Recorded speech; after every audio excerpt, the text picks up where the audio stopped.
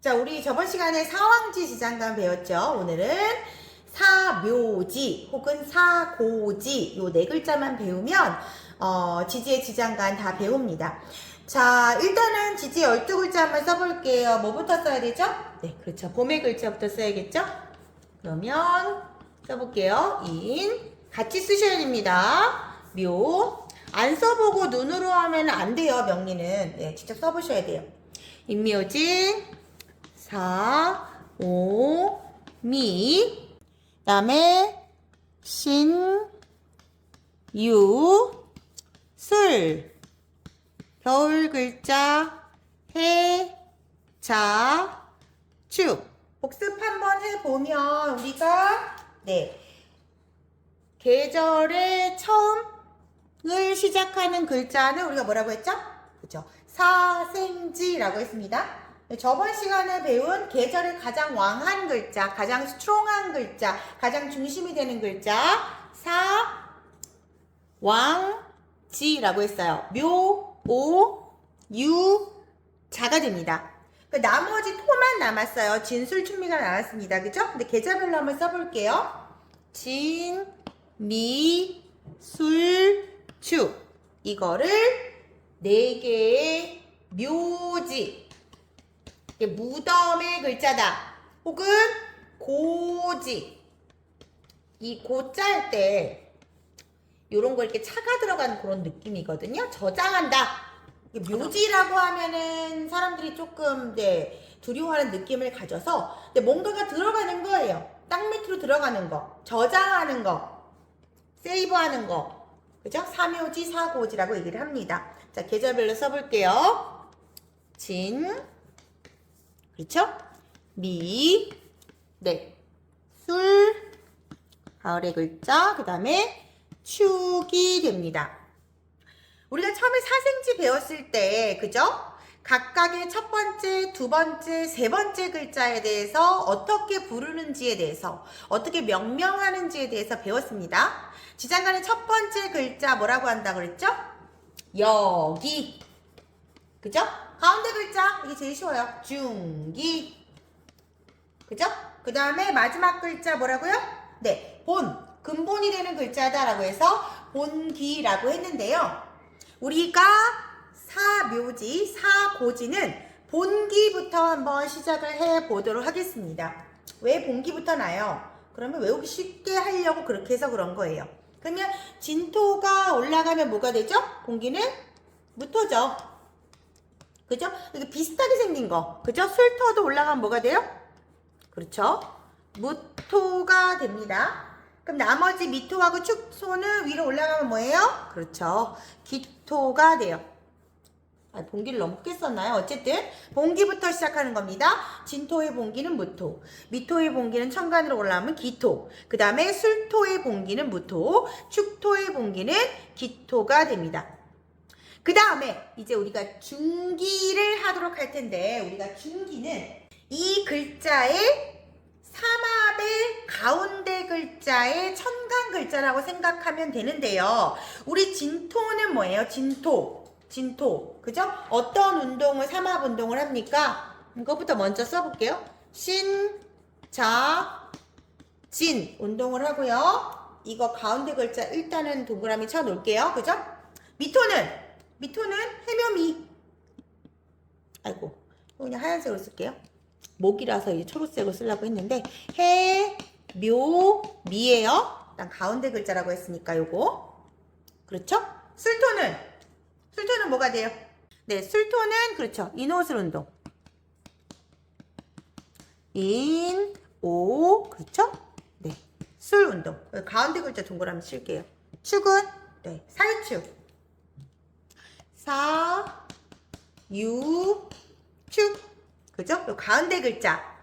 그러니까 진술충미의 중기는 각각 삼합의 가운데 글자가 천간으로 올라갔을 때의 글자예요. 그러면 자수가 올라가면 뭐가 되죠? 그렇죠. 개수가 되죠. 중간 글자는 개수가 됩니다. 묘가 올라가면 뭐가 돼요? 그렇죠. 을목이 돼요. 오화가 올라가면 그렇죠. 정화가 됩니다. 그 제가 저번에 술토 설명을 할 때 술토 뭐라 그랬어요? 그죠? 따뜻한 냉장고라고 얘기했죠? 술토가 가을의 맨 끝이에요. 그렇지만 정화가 들어가기 때문에 따뜻한 겁니다. 그죠? 자, 그 다음에 사유축 유금이 올라가면 뭐가 돼요? 그렇죠. 신금이 됩니다. 자, 중기 다시 한번 각 글자에 사고지, 삼요지 각 글자에 삼합의 글자에 가운데 글자가 천간으로 올라갔을 때 글자가 중기가 됩니다. 그럼 이제 뭐 남았어요? 네.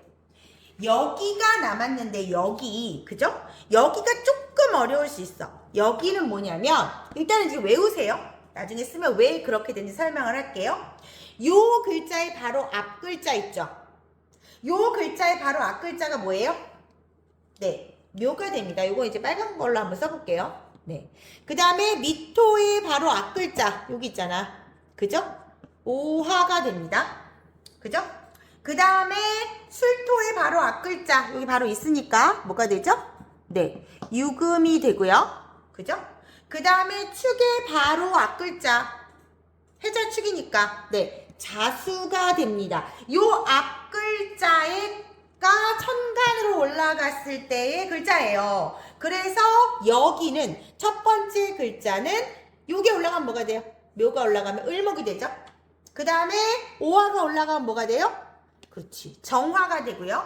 유금이 올라가면 뭐가 돼요? 신금이 되고요. 자수가 올라가면 뭐가 돼요? 개수가 됩니다. 그래서 축토의 밑에는 개신기를 깔고 있고 술토는 신정무가 되고요. 미토는 정을기가 되고요. 그 다음에 진토는 올해가 갑진년이잖아요. 그죠? 진토는 을목, 개수, 무토를 가지고 있습니다. 다시 한번 진술충리, 그죠? 묘고지라고 부르는데 묘지고지, 무덤으로 들어간다. 4개의. 그러니까 왜냐하면 이 글자들이 뭐예요? 각 계절의 글자를 끝내는 글자잖아요. 봄을 끝내는 글자 진토, 여름을 끝내는 글자 미토, 그 다음에 가을을 끝내는 글자 술토, 겨울을 끝내는 글자 축토가 됩니다. 그러니까 기운들이 다 묘지로 들어간다. 근데 묘가 조금 난 느낌이 그렇다. 그럼 고지로 들어간다. 그죠? 차량이 차고로 들어간다고 생각하시면 돼요. 세이브가 된다라고 생각을 하시면 됩니다. 근데 임묘한다는 우리가 표현을 쓰는데 그걸 너무 부정적으로 생각하실 필요는 없다라고 하는 거. 근데 어쨌든 진술충미는 본기부터 시작을 합니다. 그래서 진토가 천간으로 올라가면 무토, 미토가 천간으로 올라가면 기토, 술토가 천간으로 올라가면 이것도 역시 무토, 그쵸? 그 다음에 축토가 천간으로 올라가면 기토가 돼요. 그 다음에 중기로 시작하는데 중기는 뭐냐면 각 글자의 왕지가 되겠죠. 가운데 글자가 천간으로 올라가는 거예요. 그러니까 삼합을 외우시면 지장간은 삼합하고 아주 밀접한 관계가 있어요. 우리 다음에 배울 12운성도 마찬가지입니다. 그러니까 우리가 명리의 끝이다. 그 삼합만 잘 알고 있으면 이제 그 다음부터 이제 혼자 공부하셔도 되는 거거든요. 어쨌든 진토는 신자진 운동이죠. 미토는 해묘미 운동, 술토는 인호술 운동, 축토는 사유축 운동. 가운데 글자가 올라가요. 자수 올라가면 개수, 묘목 올라가면 을목, 그죠? 그 다음에 오화 올라가면 정화, 그 다음에 유금 올라가면 신금이 됩니다. 그런 후에 자, 진술충미의 바로 앞에 오는 글자, 요거는 왜 그런지 다 같이 써보면 돼요.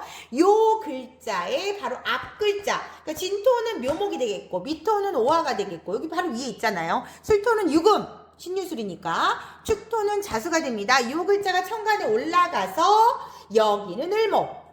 그러니까 진토의 여기 을목, 미토의 여기는 정화. 그 다음에 술토의 여기는 신금, 축토의 여기는 개수가 됩니다. 그래서 우리가 지금까지 어떤 순서로 지장간을 배웠느냐, 임목부터 축토까지 순서대로 배운 것이 아니고 사생지 먼저 배웠고요. 그 다음에 사왕지 배웠고요. 그 다음에 사묘지 이렇게 배워서 12개를 완성을 했습니다. 다음 시간에는 우리가 쫙 써놓고 선생님이 중간에 설명 안 한 거 있잖아요. 왜 오화에 기토가 들어가는지, 왜 진토의 앞글자를 여기로 쓰는지를 설명하도록 하겠습니다.